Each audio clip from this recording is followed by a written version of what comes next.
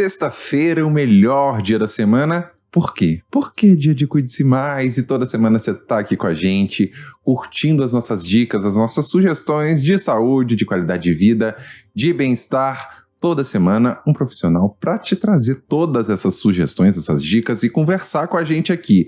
Mas vou te lembrar uma coisa. Você já segue o Cuide-se Mais nas redes sociais? Ele tá dentro da plataforma Multiprosa da CDLBH. Entra lá no Instagram, @Multiprosa, no canal do YouTube Multiprosa, você segue, aperta o sininho, pode comentar, compartilhar com seus amigos, tem muito conteúdo bacana por lá.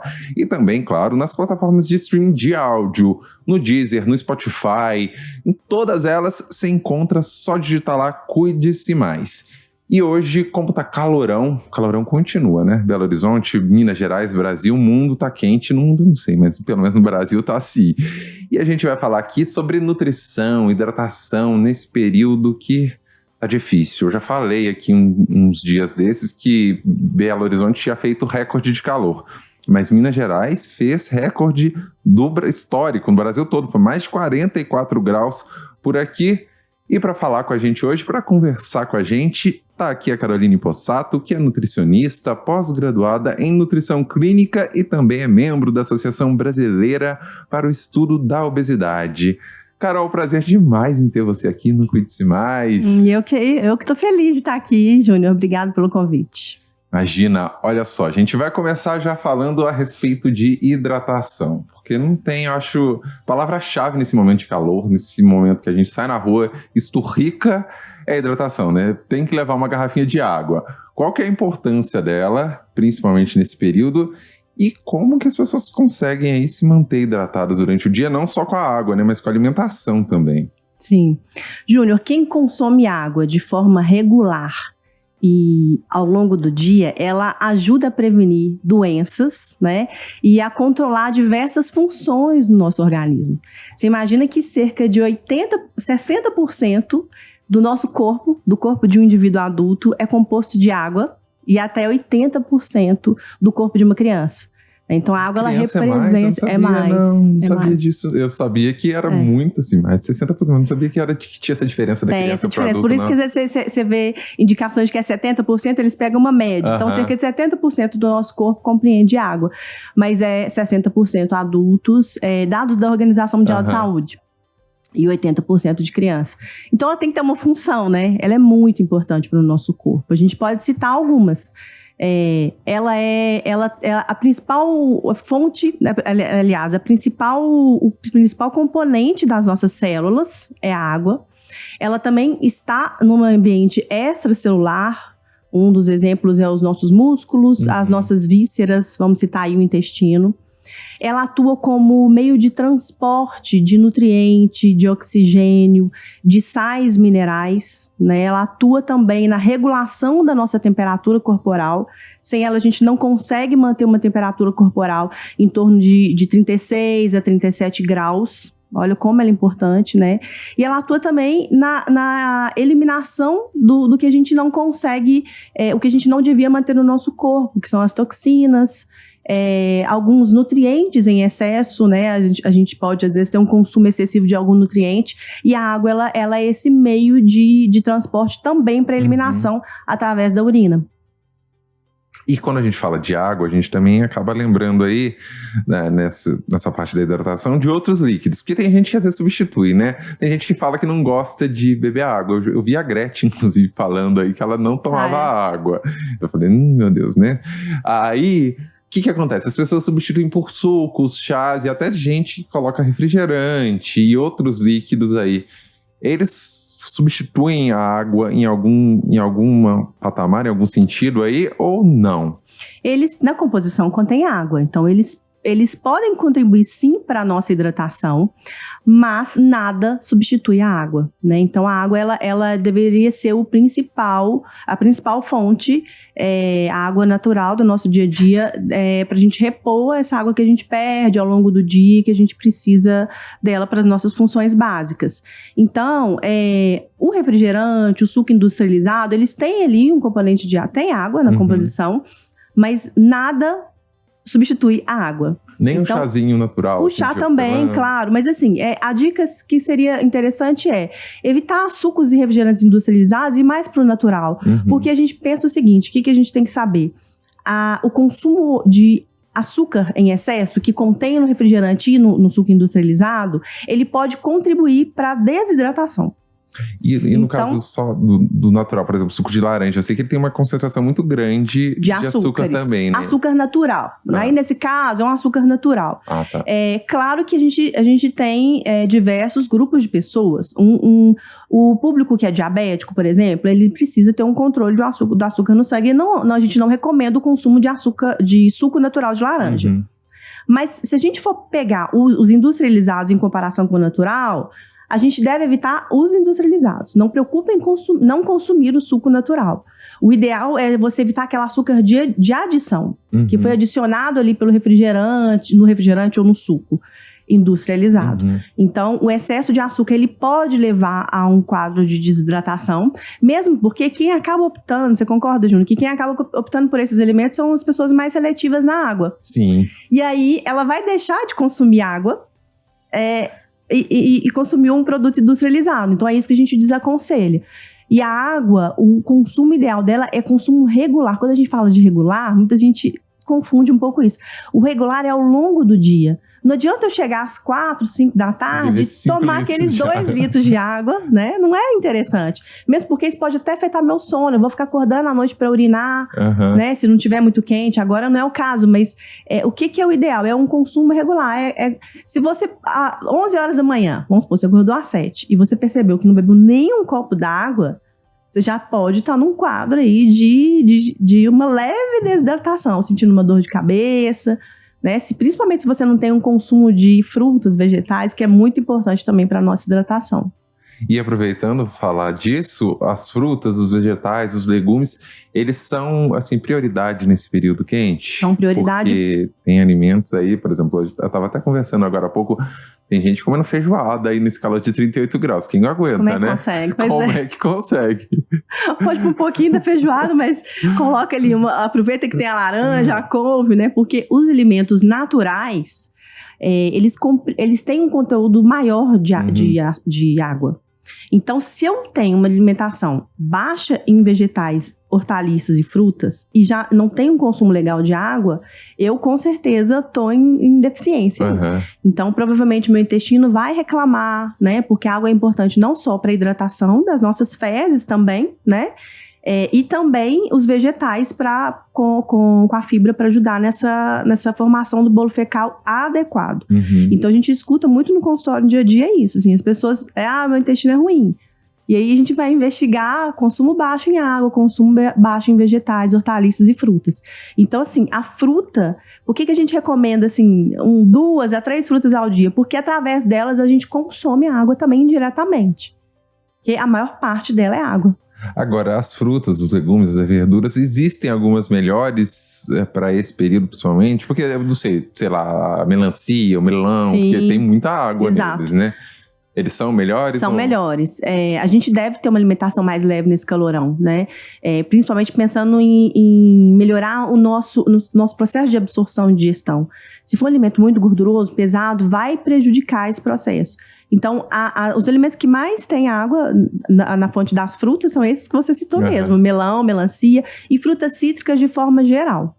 Abacaxi, laranja, tudo, né? Sim. E nos legumes e verduras tem alguns que são melhores, não? Não, eu acho que aí, se você já está consumindo, já é uma grande vantagem, né? Então, assim, pelo menos dê preferência, se possível, 2 vezes ao dia, almoço e jantar. Se não tem o hábito de jantar, então o ideal é consumir num lanche, né? Colocar ali o tomate dentro do omelete. O máximo que você conseguir de colocar de vegetais também é interessante para esse consumo de água. Agora, você falou aí também de comer pelo menos 3 frutas por dia, né? Como é que as pessoas podem encaixar essas frutas? Eu posso pegar 3 e comer no café da manhã, vai ter o mesmo efeito? Ou eu como uma no café da manhã, uma de repente depois do almoço, uma no lanche da tarde? Não é o ideal comer as 3 de uma vez. Por quê? A gente tem que pensar que a gente tem que ter um consumo adequado de todos os macronutrientes, que é carboidrato, proteína e gordura. Então, as frutas, elas estão no grupo do carboidrato. Então, se a gente consome 3 frutas de uma vez, pode ser que você acabe não consumindo a proteína ali daquela refeição que aí vai acabar ficando em prejuízo. E talvez eu tenha um excesso de frutose ali também naquele período. Exatamente. Então, e até mesmo para a questão de funcionamento intestinal, o ideal é você ter uma distribuição melhor, porque a cada bolo alimentar a gente está formando um bolo fecal.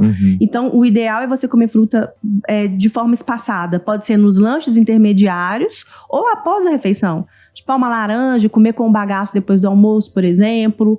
Pode ser uma fruta de ceia antes de dormir, ao invés de ir para um alimento mais calórico ou torrada com alguma coisa, vá para uma fruta e coloca uma fruta no meio da manhã. Acho que seria o ideal, no café da manhã. Eu acho que seria o ideal. E esses alimentos que eu até falei aqui sobre a feijoada, alimentos muito gordurosos, muito pesados, e proteínas também, os doces, né, porque tem brigadeiro, todos os doces que a gente fala aí. A gente come nesses dias muito quentes, a gente já fica pesado, né? A gente sente quase que instantaneamente. Aquela letargia, né? Exato. Por que isso acontece? E é importante a gente evitar esses alimentos, diminuir pelo menos eles nesse período para priorizar aí as frutas, os legumes, as verduras e a hidratação de forma geral? Sim. Júnior, quando a gente come uma comida muito gordurosa, a gente tem um processo de digestão mais lento.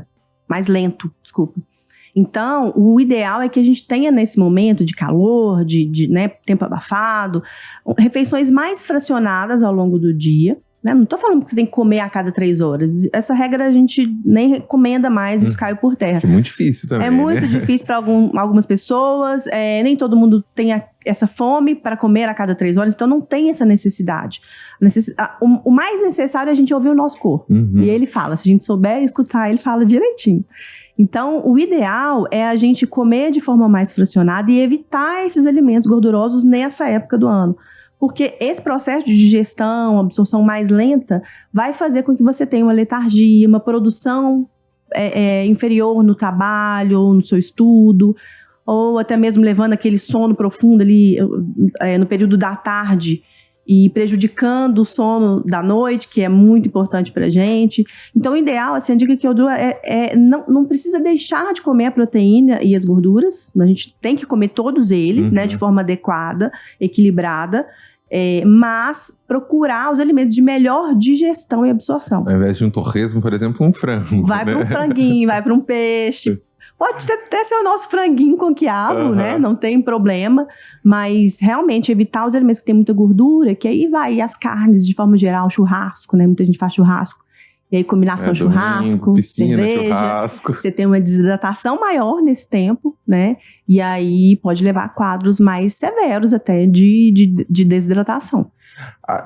Aproveitando você falar aí da desidratação, as cervejas, bebidas alcoólicas e tal, elas desidratam a gente, né? Apesar de ter água, de ser líquido.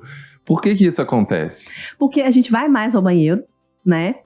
O consumo, principalmente da cerveja, ela tem um potencial diurético, ou seja, você vai mais ao banheiro e muitas das vezes a gente não consome a água nesse período, né? Aquela pessoa que consome a cerveja num churrasco, já que a gente citou o churrasco, ela tá consumindo cerveja, dificilmente ela bebe água nesse intervalo aí. E o líquido que tem na cerveja não conta?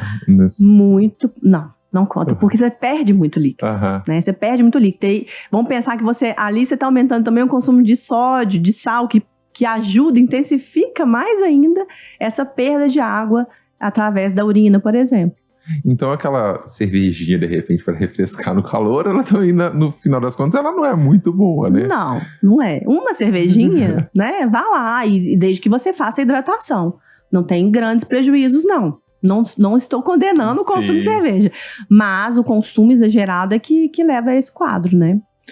Uma outra questão que eu tenho visto muito é a respeito de comer fora de casa, porque a gente, vida corrida, todo mundo sai, vai comer no restaurante e opta, claro, nesse período, como a gente estava falando, por alimentos mais frescos, pelas saladas, Às vezes a gente vê até aquela salada de maionese, aquela macarronese que tá fresquinha ali, que teoricamente é um prato mais leve, né? Ao invés do churrasco, da feijoada, vou pegar macarronese, vou pegar maionese, vou pegar esses outros alimentos. Só que também eles têm aí uma chance de proliferar fungos, bactérias, vírus, vamos dizer, tudo muito maior nesse período de muito quente, né? Tem que ter uma atenção extra por conta disso, no comer fora e nesses alimentos? Muita atenção, né? Porque se pensar que no calor é onde ocorre a maior proliferação de micro-organismo. É o calor que ele quer. Sim. Então, o calor e a água fazem o micro-organismo proliferar de uma forma mais rápida do que no frio. Por isso que quando a gente vai em self-service, tem aquelas bancadas, né, com gelo, tem que ter, né, no ambiente de salada, o alimento cozido tem que estar mantido sob temperatura quente e a salada sob temperatura gelada. E tem restaurante que você vai que é assim, mas um tá do lado do outro, Exatamente. E às vezes um Então, tá tão quente quanto deveria, ou nem tão frio quanto deveria, né? O ideal é a gente comer a nossa comidinha caseira mesmo, se possível. Mas se você come fora de casa, dê preferência aquele horário mais cedo possível, né? Nesse calor, evita comer o alimento depois de muito tempo exposto, porque quanto maior a exposição, maior é o número de crescimento microbiano ali. Uhum. E evitar alimentos como esse que você citou. A maionese, ela é campeã. Ainda mais a caseira, né? Porque tem lugar que faz até a caseira. Exatamente, faz a caseira. Não, mas mesmo a maionese industrializada. Ela tem. Porque às vezes ali o restaurante pode ter adicionado ovo. Uhum. Ele pode ter colocado um ovo picadinho ali. E qualquer manipulação que a gente faça no alimento, a gente já está expondo ele. A exposição ao ar já faz a proliferação microbiana. Então, se não for um ambiente que tenha uma boa prática de higiene, né? Então, escolha um ambiente que tenha boas práticas de higiene. Se você não tem confiança naquele ambiente, evita comer vegetais, hortaliças cru, né? De preferência, vai pro cozidinho. E dê atenção à carne mal cozida também. Porque a carne mal cozida, nesse tempo de calor, se ela foi exposta ali na bancada do restaurante muito tempo, ela tem uma chance de contaminação maior também. Nossa, ainda mais então, você vê nesses restaurantes de churrascaria que aquela tábua fica lá escorrendo, o sangue vai uma por cima da outra, aquele sangue já esfriou, já esquentou várias vezes. Várias vezes. E assim, evitar os molhos, né? A gente falou da salada, evitar os molhos à base de leite. Leite também. Isso era uma outra questão, inclusive leite, os derivados, queijo, iogurte. Leite derivado de forma geral e a maionese. Evita. Nesse período quente, é bom evitar. A não ser que você prepare em casa, no seu ambiente ali, controlado, e consuma. Mas se você tenha dúvida, aí é melhor evitar. Tem não sei se é um mito ou se é uma verdade, talvez você possa explicar pra gente. Eu vi outro dia também no TikTok uma especialista falando sobre saladas, assim, em restaurante e tal. E daí o pessoal tava reclamando, tinha feito um vídeo até mostrando que tinha uma lesminha na salada. Daí todo mundo assim, acha, é um absurdo, né? Tem uma lesma na salada e tal. Daí ela falou, uma larva, uma larvinha. Daí ela falou, é muito melhor ter essa larva, porque a quantidade de veneno agrotóxico utilizado é muito menor, porque você vê que ela tá viva lá, porque ela é justamente usado para matar elas. Isso aí é uma verdade? É verdade, pior que é. É engraçado isso, mas todo mundo fica com esse medo, né? Eu não como brócolis. Muita gente fala comigo assim, eu pergunto na consulta, eu pergunto como que é a sua alimentação, e muita gente fala, brócolis e couve-flor eu não como, porque tem larva. Eu acho muito engraçado isso, que todo alimento, né? Se ele tem larva, você tem que dar graças a Deus ali, porque realmente... Né? Exatamente. Hoje isso já é um assunto até para outra pauta, né, Júnior? Porque a gente tem consumido realmente muito pesticida na nossa alimentação. Isso é uma preocupação que tem que existir, a gente tem que ter um cuidado com isso, né? Todo mundo que tem acesso aos alimentos orgânicos, né? Mas e é por aí. São bem mais caros, né, os orgânicos? São mais caros, mas se você tiver uma horta caseira também, né, tentar fazer isso para que você, pelo menos os folhosos, a gente consumir os mais, os sem pesticida, né, orgânico ou de horta caseira. Mas isso é uma verdade. Claro que se a larva estava ali, naquele ambiente da comida, isso é uma contaminação. Isso é uma contaminação. Então, que fique claro, ninguém quer comer um alimento com larva. Então, o ideal, né, o que teria que ser feito ali? Então, o processo de higiene desse alimento do restaurante ou de casa foi errado. Mal feito. Foi mal feito. E é difícil mesmo tirar larvas dessas brássicas, que é o couve-flor e o brócolis. Então, o ideal é lavar com água corrente, depois fazer uma solução de hipocloritro, que é 1 colher de sopa de água sanitária para 1 litro de água, deixar de molho e lavar de novo. Tem gente que põe sal para que a larvinha estufe, né? E fique submersa ali na água também. Eu já vi gente colocando bicarbonato também e colocando vinagre. Ajudam também? Olha, para a questão de micro-organismo, não tem fundamentação, porque a ciência fala pra gente o seguinte, a gente se baseia em ciência, que para tirar realmente o micro-organismo, a gente precisa da solução de cloro ali, do hipoclorito.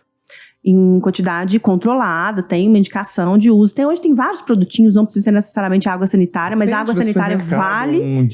Sim, mas é a mesma coisa que a água sanitária, desde que você lave abundantemente aquele vegetal, aquela fruta, aquela hortaliça. Mas é importante a gente ter... Me perdi, o que a gente estava falando? Ter a ciência, baseado na ciência, né? Porque a gente estava falando do bicarbonato. Sim, o bicarbonato, O bicarbonato foi muito falado para tirar pesticida. Isso também é uma inverdade. A ciência não provou isso pra gente ainda. Nada tira pesticida.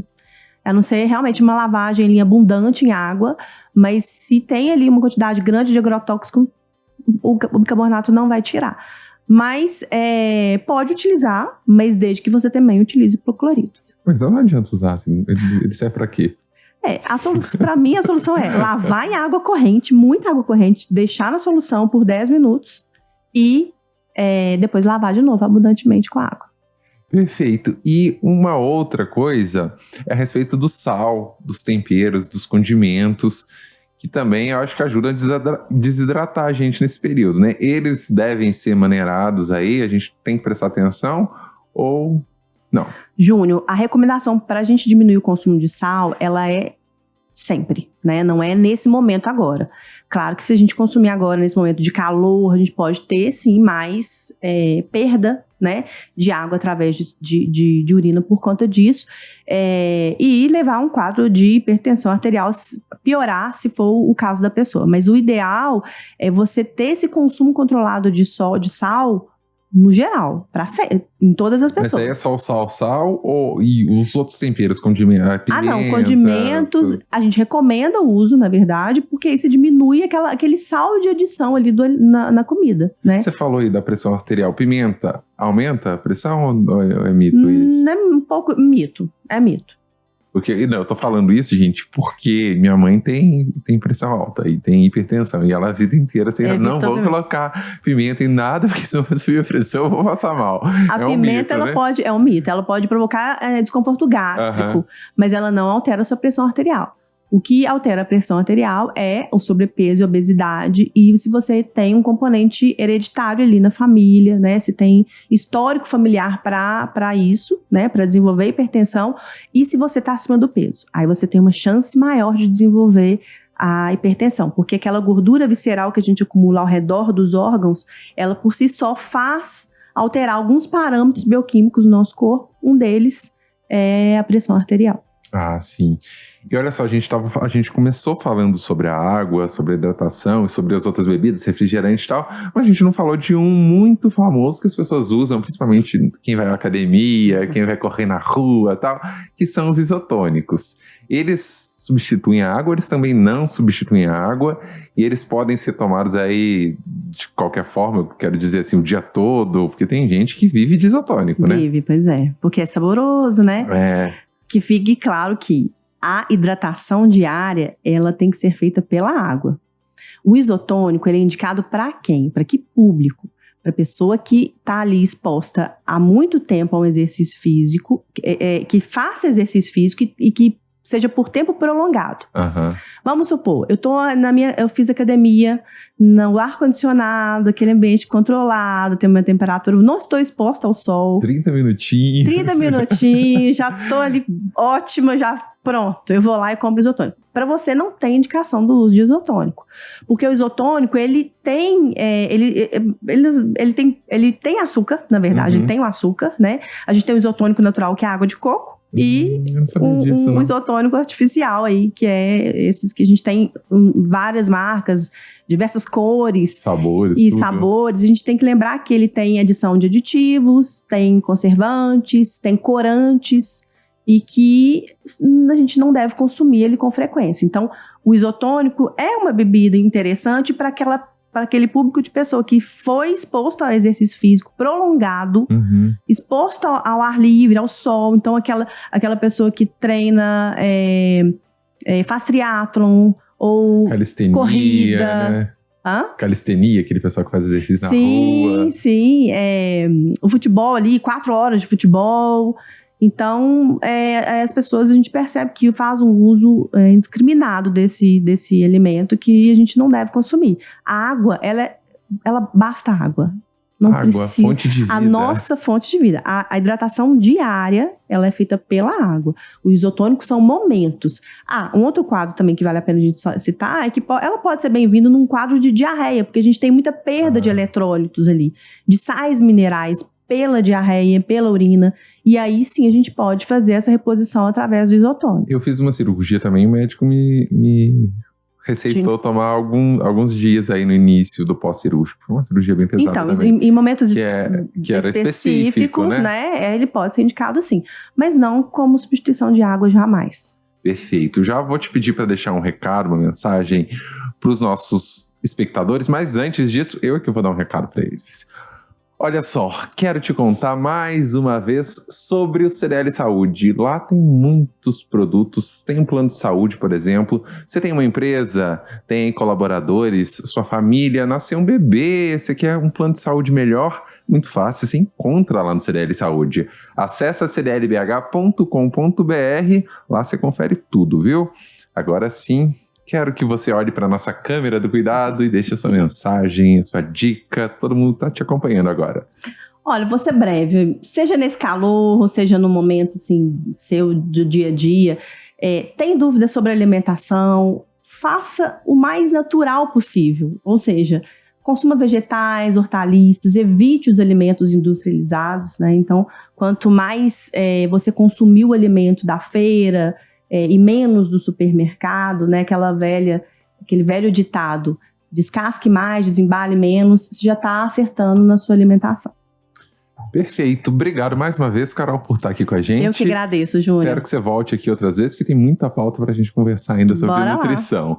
E você, semana que vem, a gente se encontra de novo. Não esqueça, cuide-se mais. Tchau, tchau.